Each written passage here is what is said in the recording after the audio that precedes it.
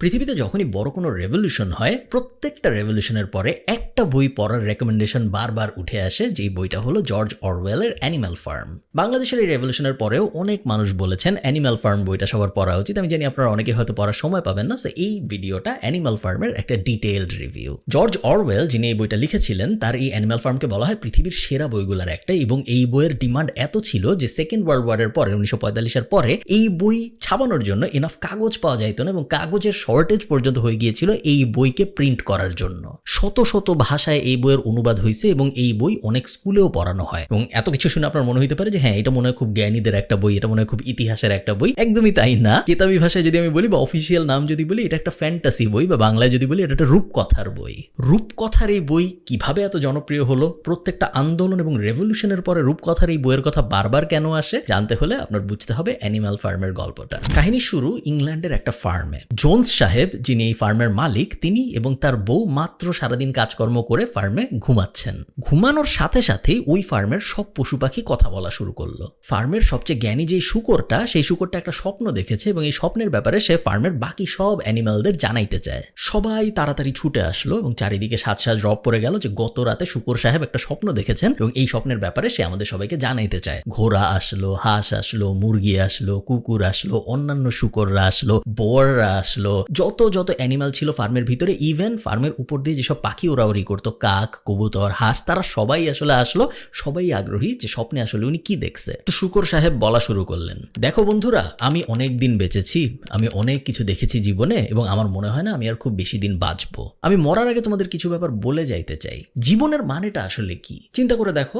আমরা অ্যানিম্যালরা আমরা জন্মাই, তারপরে আমরা 1 বছর বা অনেক ক্ষেত্রে 6 মাস 7 মাসের মতো একটু আনন্দের জীবন পাই, এবং তারপরে আমাদের যখন পূর্ণ বয়স হয়ে যায় তখন আমরা হয় ফার্মে কাজ শুরু করি, তখন আমাদেরকে বিভিন্ন লেবার পুলের কাজ হিসেবে ইউজ করা হয়। আমরা ঘোড়া হইলে আমাদের উপরে মানুষ চড়ে, আমরা গরু হইলে আমাদের দিয়ে চাষ করায়, এবং আরো আনফরচুনেট যদি আমরা এমন কেউ হই, যেমন মুরগি ফর এক্সাম্পল, তাহলে আমাদের মেরে ফেলা হয় খাওয়ার জন্য।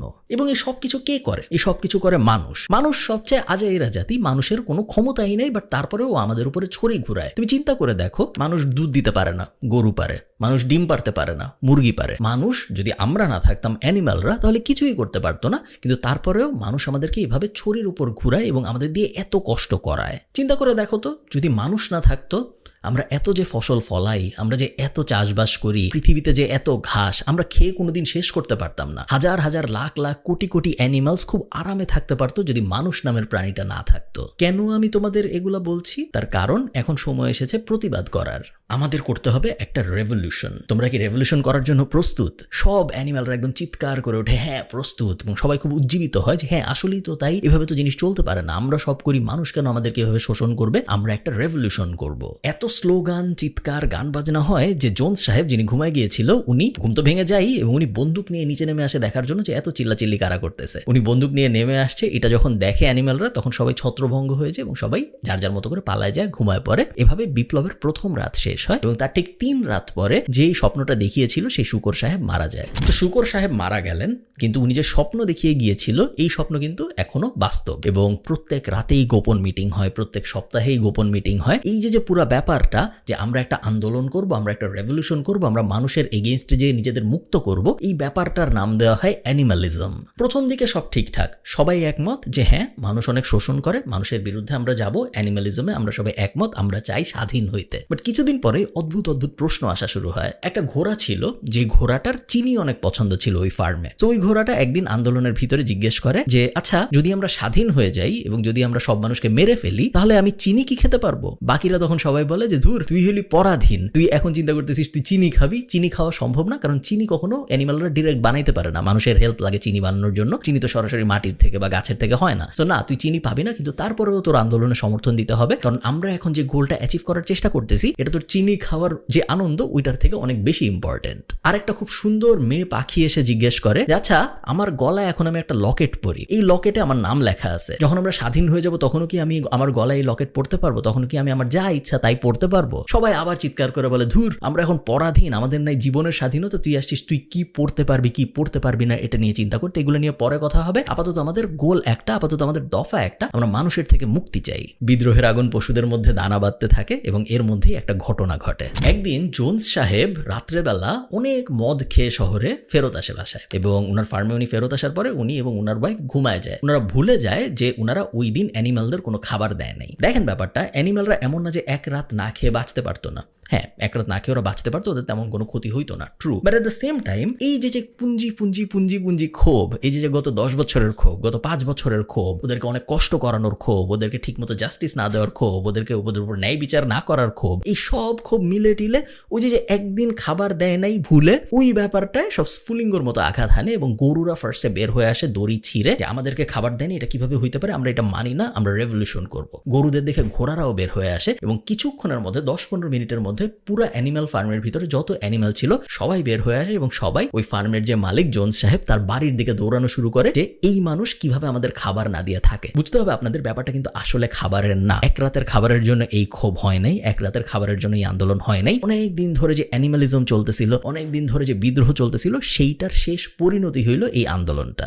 জোন্স সাহেব বারান্দা থেকে যখন দেখে যে সব অ্যানিমাল আমার দিকে ছুটে আসতেছে, সে উল্টা অবাক হয়। এতদিন ধরে এদের এত খাওয়াইলাম, এতদিন ধরে এত এদের আদর করলাম, ওই ঘোড়াটা, একটা ঘোড়া দৌড়ে আসতেছিল, ওই ঘোড়াটা দেখে জোন্স সাহেব ভাবে যে এই ঘোড়াটাকে আমি ব্রাশ পর্যন্ত করে দিছি, ওর কাঁধে লোমের উপরে আমি ব্রাশ দিয়ে ডলে ডলেও দিছি, ওদেরকে আমি কলার পরাইতাম সুন্দর সুন্দর, এত কিছুর পরে ওরা কেন আমার বিরুদ্ধে যাচ্ছে? জোন্স সাহেব বুঝেই না যে জিনিসটা আসলে কেন হচ্ছে। জোন্স সাহেব পালিয়ে যেতে বাধ্য হয়, ওনার সাথে ওনার বউ পালায় যায় এবং ফার্মের 4 কর্মচারী ছিল তারাও পালায় যায়। সবাই পালায় যেতে বাধ্য হয়, তার কারণ তাদেরকে যদি এই অ্যানিমালগুলা পেত তাহলে তাদেরকে সঙ্গে সঙ্গে মেরে ফেলা হইতো। সবাই উল্লাস শুরু করে এবং সবাই মিলে জোন্স সাহেবের বাসায় ঢুকে যায়। বাসায় ঢুকে যাওয়ার পরে সবাই বাসা ভাঙচুর শুরু করে, কারণ এই বাসা স্বৈর শাসকের প্রতীক। এই বাসায় বিশাল ভাঙচুর হয়। ঘোড়াকে মারার জন্য যে হুইপ ব্যবহার করা হইতো ওইটা নিয়ে আসা হয়, শুকরকে জবাই করার জন্য যে ছুরি ব্যবহার করা হইতো ওইটা নিয়ে আসা হয়, গরুর যে খুর ছিল, ঘোড়ার যে খুর ছিল ওগুলা নিয়ে আসা হয়, যে স্যাডেল ছিল যেটার উপরে মানুষ বসতো, ঘোড়ার উপরে ওটা দিত, ওটার উপরে মানুষ বসতো, ওইটা নিয়ে আসা হয়। সব এনে বাসার সামনে জড়ো করে পুড়ায় ফেলা হয় এবং বিশাল এক আগুন জ্বালায় দেওয়া হয় এবং আগুনের ভিতরে স্বৈর শাসকের যত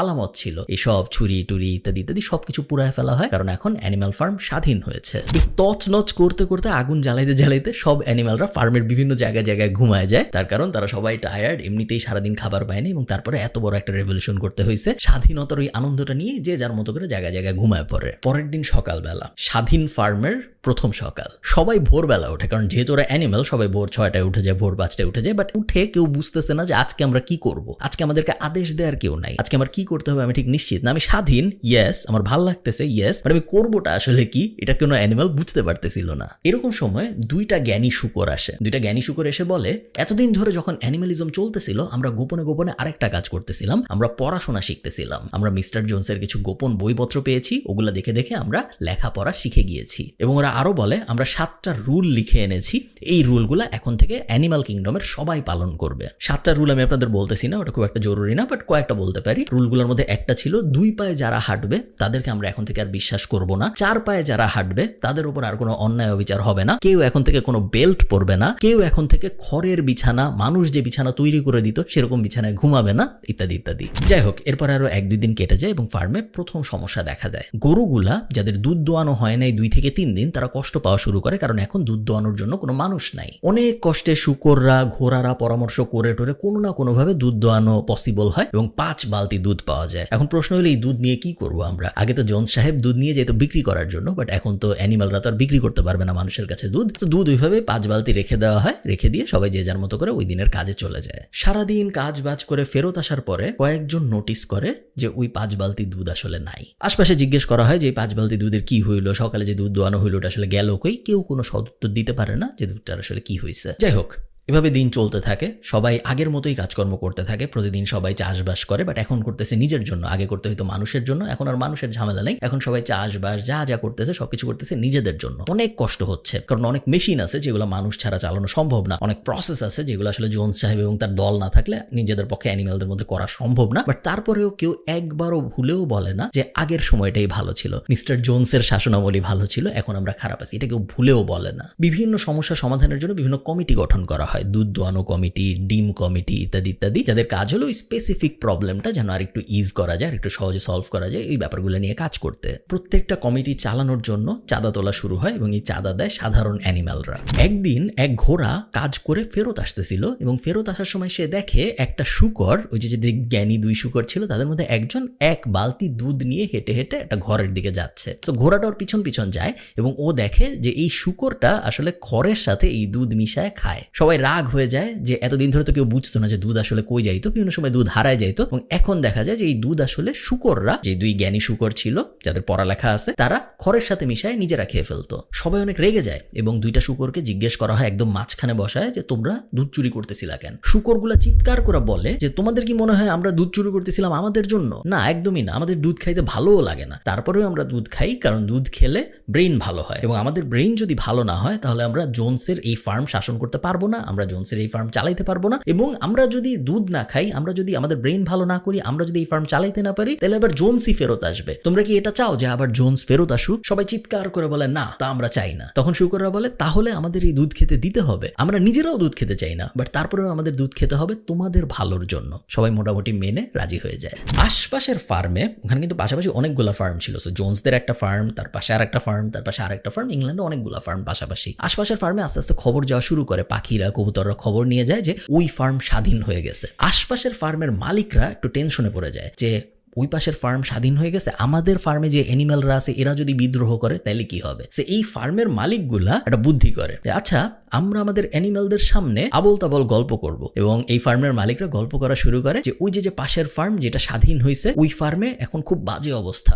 ওই ফার্মে এখন কোনো আইন কানুনের ব্যবস্থা নাই, অ্যানিম্যালরা নিজেরাই নিজেদের মাংস খাচ্ছে, যে যার সাথে পারতেছে মারামারি করতেছে, ওখানে রেপ হচ্ছে, ওখানে খুনাখুনি হচ্ছে, ওখানে আগুন জ্বালানো হচ্ছে। ভাগ্যিস আমাদের ফার্মে এরকম হচ্ছে না। অ্যানিম্যালদের শোনায় শোনায় এই ফার্মের মালিকরা নিজেরাই এগুলো বলতে থাকে যাতে করে ওদের নিজেদের ভিতরে কোনো দাঙ্গা ফ্যাসাদ না বাঁধে। এভাবে চলতে থাকে এবং হঠাৎ করে একদিন একটা কাহিনী হয়। জোনস সাহেব তার যে 4 কর্মী নিয়ে পালায় গেছিল, তারা 5 জনই আবার ফার্মে ব্যাক করে এবং যুদ্ধ করতে বন্দুক টন্দুক নিয়ে ওরা ফার্মের ভিতরে ঢুকে যায়। জ্ঞানী যে 2 জন শূকর ছিল তারা এটা আগে থেকে প্রেডিক্ট করতে পেরেছিল যে হ্যাঁ আবার একটা যুদ্ধ বাঁধবে, এবং জোনসের বাসায় নেপোলিয়নের কিছু বই ছিল, এই বইগুলোও জ্ঞানী শূকররা পড়ছিল, ওরা যুদ্ধের ব্যাপারেও মোটামুটি বুঝতো। অ্যানিম্যালরা সবাই অ্যাটাক করে, মাত্র 5 জন ওরা, বদলে এই পাশে হাজার হাজার অ্যানিম্যাল। ওরা জিততে পারে না, ওরা পালায় যায়, বন্দুক টন্দুক ফেলে পালায় যায়, এবং পুরা একটা মুক্তিযুদ্ধের মতো সিচুয়েশন হয় এবং ফার্ম আবার অ্যানিম্যালদের দখলে আসে। ওদের দখলেই ছিল, একটা যুদ্ধ হয় এবং তারপরে আবার ওরা দখল নেয়। এই যুদ্ধটায় যারা আহত হয় তাদেরকে সার্টিফিকেট দেওয়া হয়, তাদেরকে মেডেল দেওয়া হয় এবং তাদেরকে আলাদা সিটিজেন, স্পেশাল সিটিজেন হিসেবে গণ্য করা হয়, কারণ তারা মুক্তিযুদ্ধ করছে। আবার কিছুদিন এভাবে চলে এবং তারপরে আরেকটা অদ্ভুত ব্যাপার দেখা যায়। যে জ্ঞানী 2 জন শূকর ছিল, দেখা যায় যে এরা নিজেরাই অনেক ব্যাপারে একমত হইতে পারে না। একজন বলে যে আগে যখন জোনস ছিল তখন আমাদের ইলেকট্রিসিটি ছিল, রাত্রের বেলাও লাইট থাকতো, বাইরের থেকে কোনো অ্যানিমেল এসে আমাদের অ্যাটাক করতে পারতো না, আমাদের আবার ইলেকট্রিসিটি দরকার। ইলেকট্রিসিটির জন্য আমরা কি করবো? আমরা একটা উইন্ড মিল বসাবো, একটা বাতাস বিদ্যুৎ কেন্দ্র বসাবো একদম ফার্মের মাঝখানে, এবং তারপরে আমাদের আবার ইলেকট্রিসিটি আসবে। ও বইপত্র নিয়ে আসে যে জোনসের লাইব্রেরি থেকে, যে কিভাবে আবার উইন্ড মিল বানাইতে হয় এই বিষয়ে। অন্য শূকর বলে ধুর, আমরা হইলাম অ্যানিমেল, আমরা উইন্ড মিল দিয়ে কি করবো? আমাদের রাত্রের বেলা কোনো কাজ নেই, লাইট লাগবে না, রাত্রে হইলে আমরা ঘুমায় যাবো। আবার 2 জন শূকরের মধ্যে একজন শূকর বলে যে এখন তো মানুষ নাই, এখন আমাদের অত কাজকর্ম নাই, এখনো আমরা কেন সপ্তাহে 6 দিন কাজ করি? আমরা রবিবার বাদ দিয়ে বাকি 6 দিনই কাজ করতেছি, যদিও আমাদের 6 দিন কাজ করার এখন কোনো প্রয়োজন নেই, এত খাবারের অ্যাবান্ডেন্স দিয়ে, এত বেশি খাবার দিয়ে কি হবে? আমরা কাজ করি, আমরা সপ্তাহে 3 দিন কাজ করবো এবং বাকি 4 দিন কাজ করবো না। অন্য শূকরটা বলে ধুর, আমরা হলাম অ্যানিম্যাল, আমাদের কাজ করতে হবে প্রত্যেকদিন ভোর থেকে রাত পর্যন্ত, এটাই আমাদের জীবন, এটা না করলে কিভাবে হয়? আমরা 6 দিনই কাজ করবো, আগের নিয়মেই সব চলবে, মাত্র একদিন আমরা ছুটি নিব। এত ডিসএগ্রিমেন্ট হয় এই 2 শূকরের মধ্যে যে ফাইনালি ডিসাইড হয় যে আচ্ছা একটা ভোট হোক, একটা ইলেকশন হোক, একটা ভোট হোক, একটা নির্বাচন হোক, এবং নির্বাচনের মাধ্যমে এই 2 শূকরের মধ্যে একজন শূকরকে আমরা নির্বাচিত করব, পুরো অ্যানিম্যাল সমাজ তার কথা আমরা শুনবো, কারণ এত ডিসএগ্রিমেন্টের মধ্যে একটা ফার্ম চলতে পারে না। ইলেকশনের ব্যবস্থা হয়, চারদিকে বিশাল মিটিং, মিছিল, স্লোগান, 2 জনই নিজেদের মতো করে ক্যাম্পেইন করতেছে, 2 জনই সব অ্যানিম্যালদের বলতেছে তাদের কেন ভোট দেওয়া উচিত, সাজ রব অবস্থা। ভোটের দিন একটা খুব বাজে ব্যাপার হয়। ভোটের দিন 2 জন শূকর ফাইনাল ভাষণ দেয় নিজেদের, এবং নিজেদের ফাইনাল ভাষণ দেওয়ার পরে একটা শূকর বুঝে যে ও আসলে জিতবে জিতবে না, কারণ অন্যজনের ভাষণের পরে যে পরিমাণ চেয়ার, তালি, হাততালি ইত্যাদি হয়েছে, ওর সময় ওটা হয় নাই। ও যেটা করে, ওর অনুগত 4টা কুকুর ছিল, ওই 4টা কুকুরকে অন্য শুকরটার পিছনে লেলায় দেয়। ওরা ধাওয়া করে ওকে মারার জন্য, পেলে একদম মেরেই ফেলতো। শুকরও পালানো শুরু করে এবং কোনো মতে জান নিয়ে শুকর ফার্ম টপকায় দেওয়ালে পাশের ফার্মে চলে যায়। কোনো মতে ওই প্রধানমন্ত্রী পদপ্রার্থী জান নিয়ে বাঁচে। এরপরে তো আর ইলেকশনের কিছু নেই, কারণ ইলেকশনের যে 2 ক্যান্ডিডেট ছিল তার মধ্যে এক ক্যান্ডিডেট পালায় গেছে, অন্যজন বিনা ভোটে প্রধানমন্ত্রী নির্বাচিত হয়। সবাই অবাক হয়ে দেখে, আগে যেই কুকুরগুলা জোনসের সাথে ঘুরতো, জোনসের সাথে হাঁটাহাঁটি করতো, জোনসের সাথে হাঁটার সময় লেজ নাড়াইতো, সেই সেম কুকুরগুলা, সেই সেম 4টা কুকুর এখন এই নতুন প্রধানমন্ত্রীর সাথে সারাদিন হাঁটে। নতুন প্রধানমন্ত্রী যেখানে যায় সেখানেই ওরা যায়, সারাক্ষণ ওদেরও নতুন প্রধানমন্ত্রীকে দেখলেই লেজ নড়ে। এর মধ্যে নতুন প্রধানমন্ত্রী ওই ব্যাপারটা রিয়ালাইজ করে যে এই যে সবার সামনে 4টা কুকুর দিয়ে অন্য প্রধানমন্ত্রী পদপ্রার্থীকে ধাওয়া করে একদম মেরে ফেলার মতো অবস্থা করলাম, এটা উচিত হয় নাই। সো কাঠবিড়ালির একটা দলকে দায়িত্ব দেওয়া হয় সাধারণ জনগণকে বোঝাইতে যে এটা কেন করা হয়েছে। এই কাঠবিড়ালির দল বিভিন্ন অ্যানিমেলের গ্রুপের কাছে যায়, যে বলে যে দেখো, আসলে প্রধানমন্ত্রী এটা করতো না, কিন্তু প্রধানমন্ত্রীর কাছে গোপন খবর ছিল যে অন্য যে পালায় গেছে যেই শুকর, ওর সাথে জোনসের গোপন আতাত হয়েছিল এবং ওরা ঠিক করছিল যে এই ফার্মটাই আবার জোনসকে ফেরত দিয়ে দেওয়া হবে। অনেক গোপন ইনফরমেশন আছে, এগুলোর ব্যাপারে তো তোমরা সাধারণ অ্যানিমেলরা জানবা না, বুঝবা না, এগুলো শুধুমাত্র যারা পড়াশোনা জানে তারাই বুঝবে।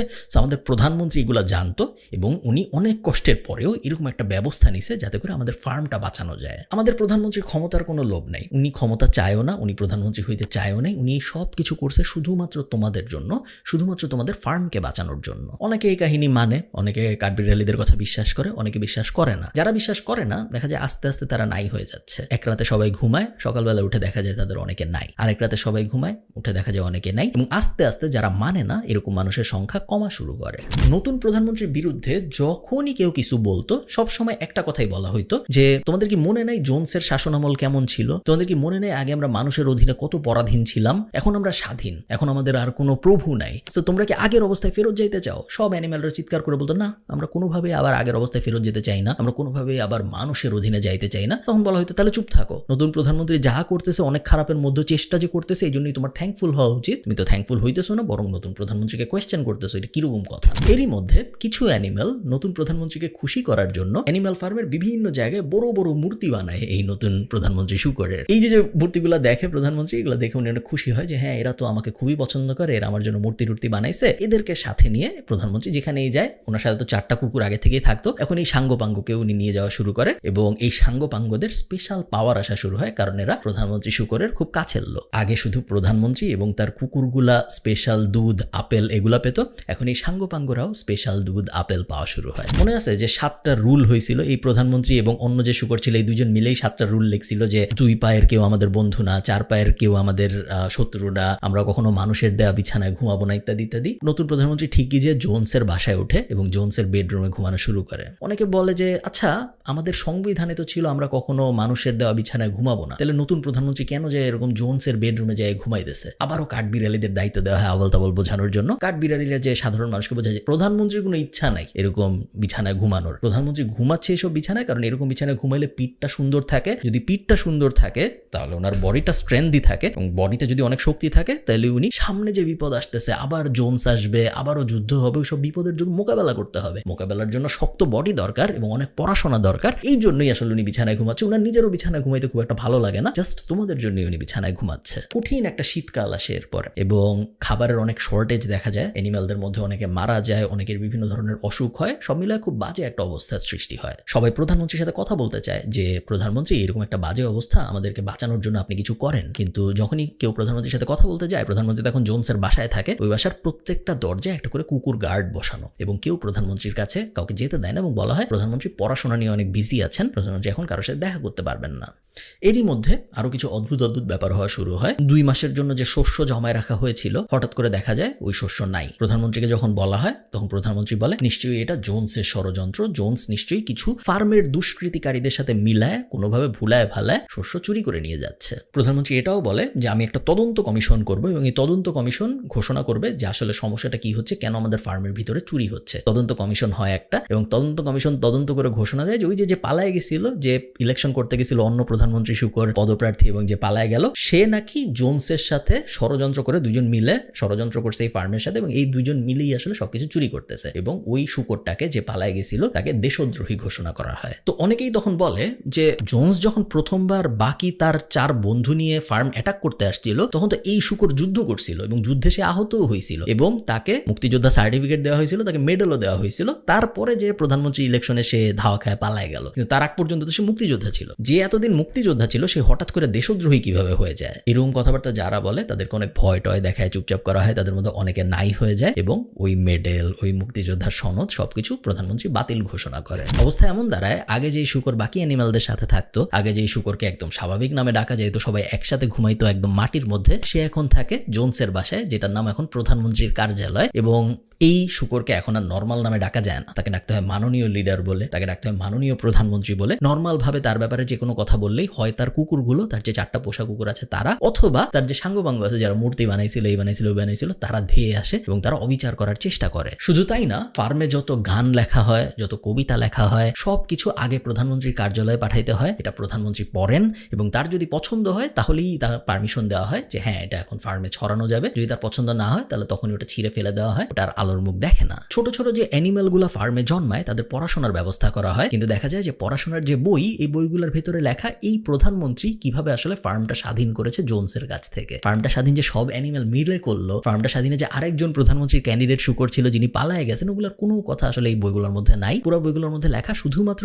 এই প্রধানমন্ত্রী কিভাবে তাদের সবার জন্য এত কষ্ট করে কাজ করেছে, তাদের সবাইকে স্বাধীন করেছে, তাদের সবাইকে উদ্ধার করেছে জালিমের হাত থেকে। আস্তে আস্তে সব পশুরা আগের ইতিহাস ভুলে যাওয়া শুরু করে। অনেকেই মনে মনে ভাবে যে মানুষের অধীনে যখন ছিলাম তখনও আমাদের এত কষ্ট ছিল না, এখন আরেক পশুর অধীনে এসে যেরকম হয়েছে। বাট কেউ এটা বলতে পারে না, কারণ এটা বলার কোনো সাহস নাই। প্রধানমন্ত্রী যে শুকর, উনি যে কোনো ক্রিটিসিজম টের পান না এরকম না, উনি কিন্তু ক্রিটিসিজম কিছু কিছু টের পায়। এবং উনি যখন এগুলো টের পাইলো, যখন দেখলো যে খাবারের সমস্যা, এত সমস্যা, অত সমস্যা, কেউই আসলে আমার উপর খুশি না, তখন সে একটা ডিসিশন নিল। তখন সে বললো যে আচ্ছা, আমি জাতির উদ্দেশ্যে একটা কথা বলতেছি, আমি তোমাদের সব প্রবলেম সলভ করে দেবো, তোমরা কোনো চিন্তা করো না, আমি প্রবলেম সলভ করার জন্য একটা ডিসিশন নিচ্ছি। ডিসিশনটা কি? উনি হঠাৎ করে ঘোষণা দিলেন যে আমি এখন থেকে আর প্রধানমন্ত্রী না, আমি এখন থেকে রাষ্ট্রপতি, এবং এটা একটা ফার্ম না, এটা এখন থেকে একটা রিপাবলিক, এটা এখন থেকে একটা দেশ। সবাই যখন বলে যে আচ্ছা বুঝলাম আপনি, আমরা এখন আর ফার্ম না, আমরা এখন একটা দেশ, আচ্ছা বুঝলাম আপনি প্রধানমন্ত্রী না, আপনি এখন থেকে প্রেসিডেন্ট, বাট আমার ফার্মে খাবার নাই, আমার বাসায় খাবার নাই, আমাদের অসুখ হইতেছে, আমাদের পানি নাই, এগুলোর সলিউশন কিভাবে হবে? নতুন প্রেসিডেন্ট তখন রাগ হয়ে যায়, রাগ হয়ে বলে যে তুমি কি ভুলে গেছো তুমি কোথা থেকে আসছো? তুমি একটা পরাধীন ফার্মের সাধারণ একটা পশু ছিলা যে মানুষের অধীনে কাজ করতা, এখন তুমি আর ফার্মে নাই, এখন তুমি আসো একটা স্বাধীন দেশে, এবং তোমার আরেকজন, তোমার মতোই আরেকজন, তোমার ভাই আরেক অ্যানিমেল তোমাকে শাসন করতেছে, তুমি এখন আর মানুষের অধীনে নাই। এত এত আনন্দের পরেও তুমি সামান্য খাবার নিয়ে, সামান্য পানি নিয়ে কেন টেনশন করতেছো? এখন তুমি স্বাধীন, এখন তুমি একটা স্বাধীন দেশের নাগরিক। পুরানো যে সংবিধান ছিল, যেখানে 7টা রুল ছিল, ওই সংবিধান ছিঁড়ে ফালায় দেওয়া হয়, প্রেসিডেন্ট নতুন সংবিধান বানায়। নতুন সংবিধানে একটাই লাইন, এক লাইনের সংবিধান, সেটা হলো all animals are equal but some animals are more equal than other animals. এই সংবিধান যখন পাশ হয়, তখন এই সংবিধান পাশ হওয়া সেলিব্রেট করতে নতুন প্রেসিডেন্ট বা প্রাক্তন প্রধানমন্ত্রী মদ খেতে বসেন। প্রেসিডেন্টের কাছে তো আর তখন খুব বেশি পশু যেতে পারে না, যারা একটু দূরে ছিল তারা তাকায় দেখে যে প্রেসিডেন্ট শুকরটা হেঁটে হেঁটে মদের ক্যাবিনেট পর্যন্ত গেল 2 পায়ে, বাকি যে 2 পা ছিল, সামনের যে 2 পা, সেই 2টাকে হাতের মতো ব্যবহার করে মদ ঢাললো এবং তারপরে ঠিক মানুষের মতোই পাশের চেয়ারটায় বসে মদ খাওয়া শুরু করলো, ঠিক যেভাবে জোনস সাহেব মদ খেতেন অনেক অনেক অনেক আগে।